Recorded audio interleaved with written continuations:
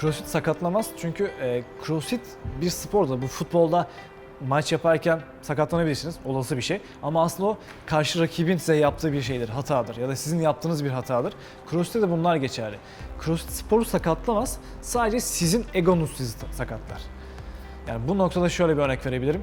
CrossFit'e yeni başlamışsınız, yanınızda bir yıldır spor yapan var ve ikiniz de aşağı yukarı aynı kilo, aynı boydasınız diyelim. O 40 kilo ile halter çalışırken siz de ego yapıp bunu ben de yaparım derseniz muhtemelen sakatlanacaksınız. Çünkü yeni başladığınız için halter kısmında teknik bilginiz çok fazla yok. Tekniğiniz tamamen oturana kadar eğer minimum kiloyla çalışmazsanız ve bu noktada sizin antrenörünüz size destek olacaktır muhtemelen.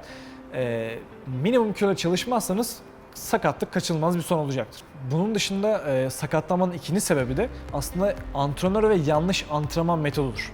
Yani antrenörünüz sizi çok fazla zorluyorsa, yapmamanız gereken bir harekete ya da bir kiloya yapabilmek için sizi zorluyorsa bu sizi sakatlar. Bunun olmaması için gideceğiniz salona bir demo dersi ve bir eğitim, teknik üzerine bir eğitim almanız çok iyi olur. CrossFit'teki sakatlıkların dışında daha önce yaşamış bazı problemler olan insanlar da CrossFit'e geliyor. Mesela bel fıtığım var, işte CrossFit yaparsam yararlı olur mu, zararlı olur mu?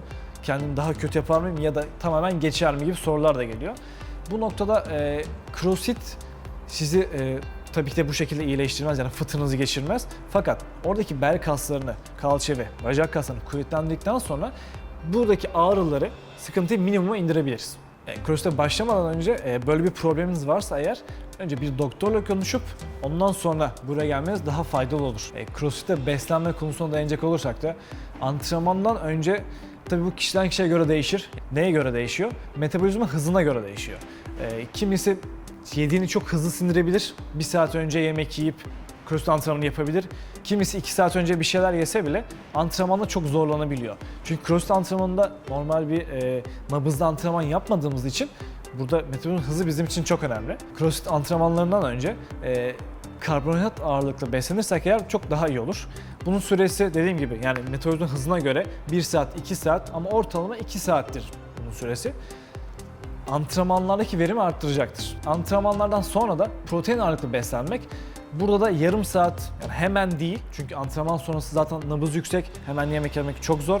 Minimum yarım saat sonra, 1 saat sonra bir protein ağırlıklı beslenme yapılabilir. Antrenmanın önce bir öğün olmaması gerekiyor. Ufak bir beslenme, karbonhidrat ağırlıklı bir beslenme çok daha iyi olur. Antrenman sonrası çok fazla enerji kaybedeceğimiz için bir öğün olabilir. Her CrossFit sporcusu çok iyi bir eğitmen olacak diye bir şey yok. Eğitmen olabilmek için aslında iyi bir eğitmen olabilmek için güzel bir eğitim almak gerekiyor. Antrenörlük eğitimi almak gerekiyor. Bu spor akademisinde okumak olabilir ya da dışarıdan eğitim alabilirsiniz. Fakat her sporcu iyi bir eğitmen olamaz. CrossFit'te yanlış bilinen bir gerçek daha var. İyi bir sporcu iyi bir antrenör olamaz. Tabii kendini geliştirmediği sürece bu çok önemli. Normalde antrenman yazabilmek için, iyi bir antrenör olabilmek için bir üniversite okumuş, yani spor akademisi okumak benim için çok önemli. Bir insan eğitebilecek kıvama gelmek için de kendisi eğitim almış olması gerekiyor. Normalde insanlar geldiğinde şöyle başlıyor bu işe. İşte ben 1-2 yıldır CrossFit yapıyorum. Hiç yapmayan bir arkadaşım var. Abi ben sana gel öğretirim. Beraber antrenman yaparız. Ben sana bir şeyler yazarım deyip onunla CrossFit'e sürüklüyor. Ama buradaki sakatlıklar aslında buradan çıkıyor. Çünkü o arkadaş, yani ben kendi örnek veriyorum mesela, atıyorum ben böyle bir şey yaptım. Herhangi bir eğitim almadım. Bir arkadaşım CrossFit'e başlatacağım. Ben birkaç yıldır yapıyorum. Ona örnek vereceğim. Süper. Ama şöyle, ben hareket bilimine, egzersiz fizyolojisine, anatomiye, o insanı tanımazsam eğer kesinlikle bu sakatlığa yol açan bir antrenman yazacağım. Ki genelde hep böyle oluyor. Arkadaşlar CrossFit'e başlıyorlar. İşte benim bir arkadaşım var, bana öğretiyor, süper gidiyoruz diyor. Fakat 2 ay sonra işte omzum ağrıyor, yok dizim ağrıyor, belimde problem var. Bu sakatlıklarla bu sefer box'a geliyorlar. Box'a gelmeden, keşke sakatlanmadan önce box'a gelseler, bu sefer daha verimli sonuçlar alabiliriz. Bu arkadaşlar 2 ay çok güzel CrossFit yapıyorlar.